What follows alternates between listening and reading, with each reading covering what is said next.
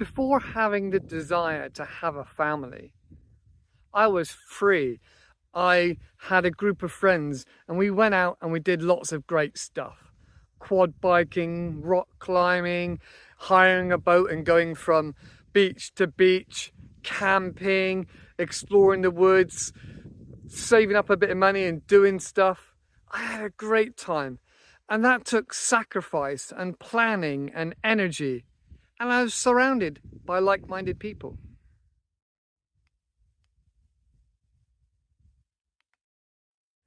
The purpose of this video is to remind you and me that life is extremely short. And we've all had trauma, we've all lost somebody, but we don't want to be left on the dung heap. You know, I feel like a lonely worm sometimes, just trying to get across the road. But I feel like I have to take responsibility for myself. I have to see that I want to leave a legacy of something good for other people. I want to bring happiness and joy to other people's lives. Because let's face it, you and I, we could be dead in a week. I mean, if you had the assumption that you have 1 year left to live, wouldn't you be hyper focused and get stuff done? You wouldn't just, oh yeah, stuff it, I'm going to eat loads of pizzas and have lots of sex and watch lots of TV shows. Because life is much more than that. Life is so much more important than just short-term gratification. You know, so when I really drill down what's important to me, I have a list. I have things that are my core elements, my guiding compass, if you will. And part of that is like ethics and advocacy and humility and personal growth. And then other parts of that, a bit further out on the circle, are what I try and make happen in my life. Yeah, I've learned that if you're not aligned with your inner compass, then you're gonna fail. Things aren't gonna work out. I said already that I've lost loved ones, and I feel that my desires have changed over the decades. But it's also given me some power to see what's really important in life. If you are fully aware that this could be your last year, your last day, you know, would you be really satisfied with what you're building or what you're doing with your life? You know, is it filled with good intentions? Does it benefit other people? You know, as well as yourself, obviously. So if I was to design my life, I would make it more attractive than anything else. More attractive than career, more attractive than women. And so I wouldn't get drawn away from it, like from lust, and pulled away in different directions and have somebody in my head saying, oh no, we need to do this, this is better, we need to think about this, we need to think about that. So if you have the power in your life to be able to walk away from an attractive woman that isn't bringing you wholeness and that isn't in line with your compass and your goals, then you need to think about designing that life so powerful and so strong in regards to your core that it's your lifeblood. And it's the most important thing to you is your life. And it keeps you going, it gives you power, and also gives you a little bit of hindsight. You know, as we get older, we need to be wise and think about our past mistakes and grow from them. Giving back to the community, giving back to other people in your life, and spending time with people that mean something to you. So for example, my grandfather, I've mentioned before, I think he's like 98 years old now. And I've had a lot of good conversations with him. And I never feel bad about spending time with my grandfather and letting him just talk about the experiences in his life and giving him that time. Because in his life, he gave me time. He gave me the respect. He's one of the people I respect the most in my world, is my granddad. But I do believe there is space and room in my life for a significant other.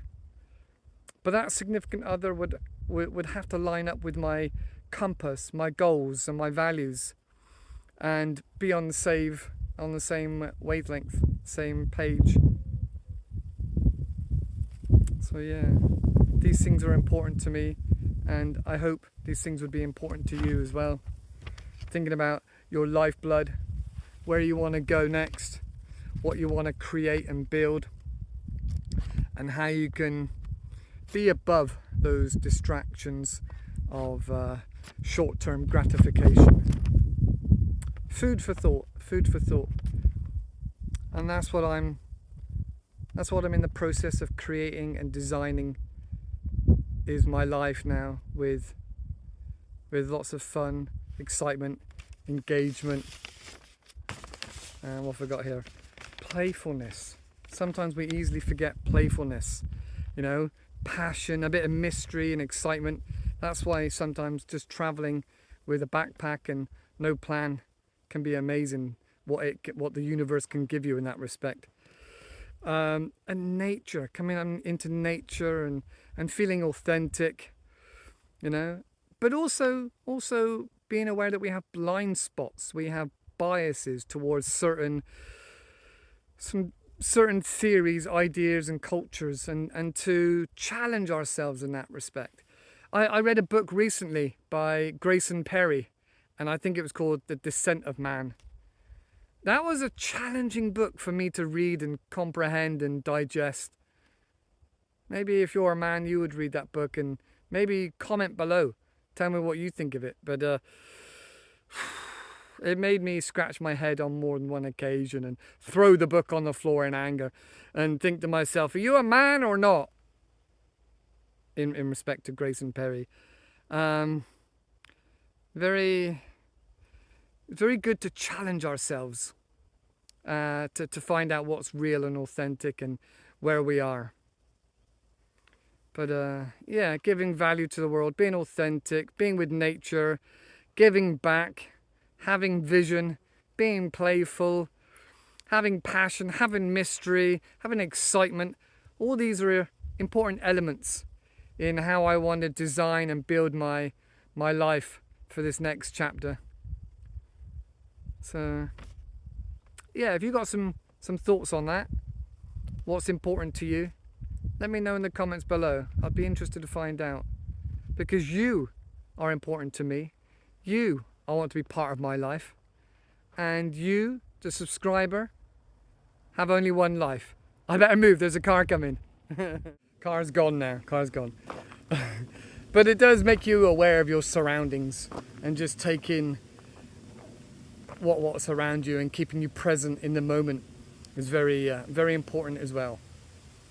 So core principles for me: growth, forgiveness. There's a big one. Forgiveness, efficacy, humility, connecting with people, grounded, and love.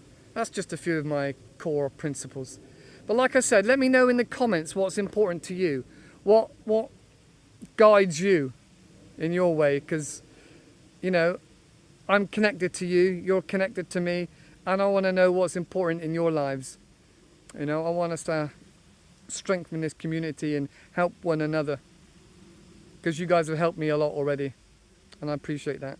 Thank you very much. See you in the next video. Okay, so I thought I'd just share with you that this week I've finished reading or listening to an audiobook of The Body Keeps the Score. It's a pretty heavy book. Very interesting, very exciting, kind of giving me a different perspective and helping me get in connection and get in contact and connect with compassion, because we don't know what other people are going through, what's happening to other people. So that's where I am. That's a long book. It took me a while to get through that. This week has been pretty good. Again, like I say, these videos really do help me move along in my own journey, and I thank you all for your help and your support. If you've got any good book recommendations in regards to sociology or psychology or counseling and therapy, I have read several books on therapy, and I enjoy the process, and I really make my own notes and own it as my own and enjoy it. Hence why I like to offer it back sometimes and give you my opinion on things. But that's where I am this week. It's been a good week. I've been at work as well, and now I'm away for the weekend. I hope you guys have a good weekend, and yeah, keep me in the loop. Let me know if you've had something interesting or exciting or a brilliant book or anything else that's happening. Let me know in the comments. All right, I love you guys. See you in the next video. Bye bye for now.